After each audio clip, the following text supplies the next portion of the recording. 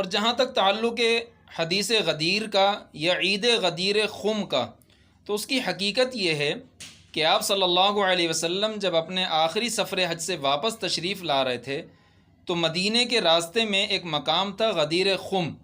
جب آپ صلی اللہ علیہ وسلم وہاں پہنچے تو آپ صلی اللہ علیہ وسلم نے پورے قافلے کو روک کر ایک خطبہ ارشاد فرمایا۔ اس خطبے کے اندر آپ صلی اللہ علیہ وسلم نے اللہم من کنت مولاہ فعلی مولاہ اللہم والی من والاہ وعادی من عاداہ، اے اللہ جو مجھے محبوب رکھے گا وہ علی کو بھی محبوب رکھے گا، اے اللہ تو اس سے محبت فرما جو علی سے محبت کرے، اور اس کا دشمن ہو جا جو علی سے دشمنی رکھے۔